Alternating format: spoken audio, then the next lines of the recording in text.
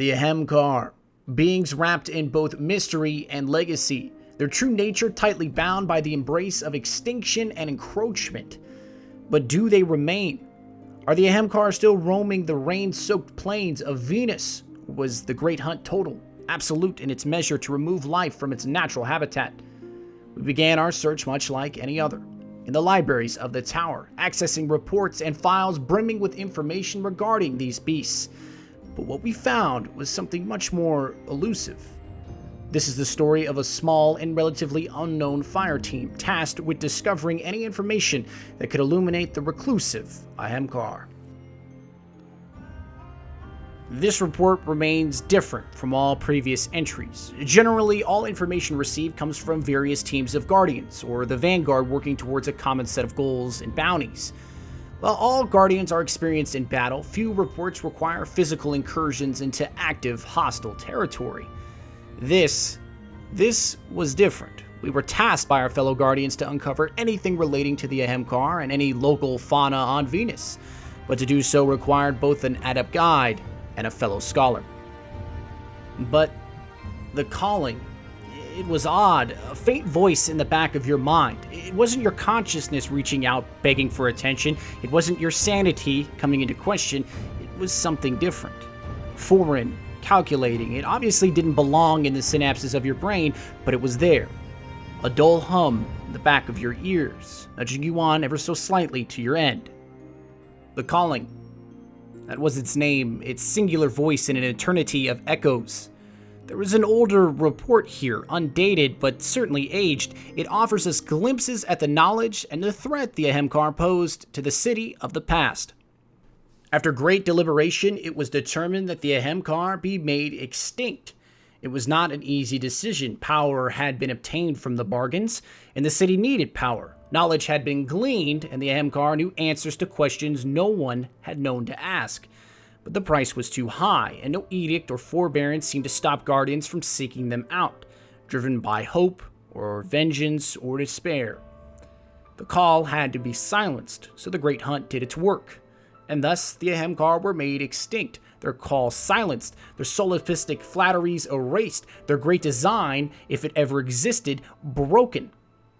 Of this you can be assured, O reader mine. This one piece of reporting stood out. It had a certain unseeable essence surrounding it. A ghost couldn't see it, or maybe it could, and decided to calculate it off as human emotion influencing the wrong context. I felt it. My team felt it, and you may yet feel it as well. The source had come from a fellow warlock. We were members in the same order, but had not often seen fieldwork with one another. He was a young man, gifted with an articulate intelligence, but scarred enough by matters of hostility to present some harmless imperfections. He had been seeking information about the past treaties and pages formed by the Consensus and the Vanguard when he found this report. He said it spoke to him oddly, highly uncharacteristic of a piece of thoughtless matter. Intrigued, it became our waypoint for the search, our only light along the path of discovery. Recent reports from Guardians proclaimed flying fauna on Venus, beasts stated to be as large as mountains. Although some more concise information states them as overgrown bats, it was the unanimous option to start. What the fire team lacked, however, was an individual born from solo escapades into territories uncharted and untamed. The fire team begged for an expedition leader, an individual with enough experience to lead the uninitiated through the acid swamps and hostile jungles of Venus. What it found was a quiet exo hunter, bred through years of experience engaging the Vex and the fallen House of Winter. She did not exude pride, but a certain silent ability to have a knife at your neck faster than any warlock could raise their palm in defiance. But when the Ahamkara were mentioned, that intangible humility she poured was removed, almost instantly, as if ego had been challenged once again and had to be sated. It was most fearsome. The anger she had locked away had become unchanged. Do not ever anger a quiet XO, Guardians. The metallic grimaces they make are most troubling. It took some convincing, bartering glimmer and strange coins, but after long conversation on how the jungles will claim our organic, lifeless bodies, she agreed to lead us to the positions of sightings of these flying machinations. Before we departed the tower, we examined the consensus report and decision on the Ahamkara one final time.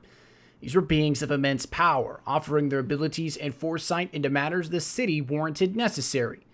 But at what cost? What did the consensus offer to these mystical creations that had us turn our weaponry against them, flush them out into the harsh light of soul? Unfortunately, any information regarding the bargains that were struck have been removed completely from the consensus records, as if some force acting in a clandestine manner removed all documents pertaining to the Ahamkara, except for one document. It came to us like a beacon glimmering amongst the waves of inaccuracies and bias, but somehow the document was personified, as if wanting to be found.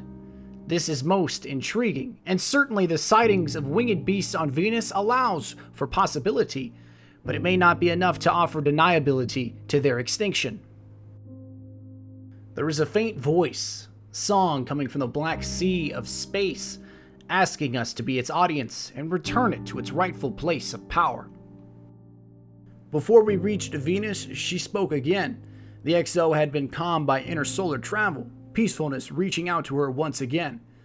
She told us a story she heard when she was younger, about a warlock challenging a hunter to a game of ego and pride, reminiscent of how we had challenged her. She spoke from her position of the warlock to give context. Her words had a slight abrasiveness to our kind, but she spoke true. Why did I set her on the trail? You try and try and try to explain, but no one ever understands. No one who's not a warlock, who hasn't spent dozens of years scouring ruins for one string of symbols, one clean code, one black talent. Titans just make a humping noise if they stayed awake. Hunters clean their nails with their knives and look at you like they've grown a third eye. But when you've spent your life searching through arcana for ancient power, you have the urge to reach out and educate others, especially if you've had one too many. Nah, she's not my type at all. We've played dice, cards, war games, the usual stuff, and I've never tried to show off before. I don't know what came over me. I had a broken vertebrae in my pocket that I'd borrowed. Yes, borrowed. I was gonna put it back. What do you think you are, my conscience? It was a fossil. That means mineral replacement. A rock, basically. They can survive a few hours in my pocket. Do shut up. The Cryptarchs weren't going to miss it. Everyone knows the Ahamkaras were hunted to extinction, and there's nothing to be afraid of anymore. Think of how mysterious this system is, I said. How much life sprang up after the Traveler came, like the Ahamkara. Do you know the legends? The dragon that made promises, and I pulled out the fossil with a flourish. She pulled out her knife and started to pick the dirt from her nails. That set me off. You could never have brought down one of these, I said, ever. Not the greatest hunter or the brawniest titan. Her eyes narrowed. She said, "Oh, is that so?" And I saw right then there that she wasn't going to pass on the challenge. I've murdered a guardian, I thought. She's going to die, and it'll be my fault. And I looked at the piece of spine in my hand and wondered, why did I say that? What moved me to such pride? She told that story with some vehemence for warlocks, for my kind, and at that moment I had grown to hate her, despised her for what she was, quiet and calculating. She was a relic of the past, a tin can made to move and talk like some puppet with no soul or purpose. At least, that was what I thought. My ego would not be damaged by some frontier XO frolicking about telling half-truths and mysteries as if she had written them herself. When she spoke, though, there was a ringing in my ears, a deafening tone of blandness that cut deeply into my mind, asking me to make her stop, silence her and all those like her forever. It called to me, requested my presence on Venus, past the Vex hordes deep within the ancient gate ruins. Buried there, the rock would birth a gift of power so immense it echoed beyond star systems. On Venus, past the Vex and the ruins of the Ishtar Collective, we found pieces of intrigue inside a rock formation, and at outcroppings that craved ruin, but we pressed forward in defiance. What we found was incredible.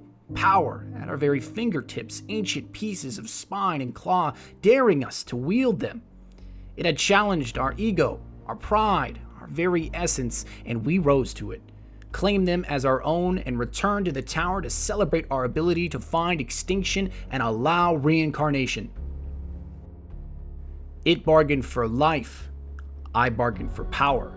The calling is now loud, a voice booming, resonating through my thoughts, implicating quests of magnifying desire, stating the rough implications of impossibility be achievable so as long as I wield the claws of this dead thing. The Ahamkara were never truly extinct. They called to the worthy, challenging pride and ego. Do not disappoint them, Guardians.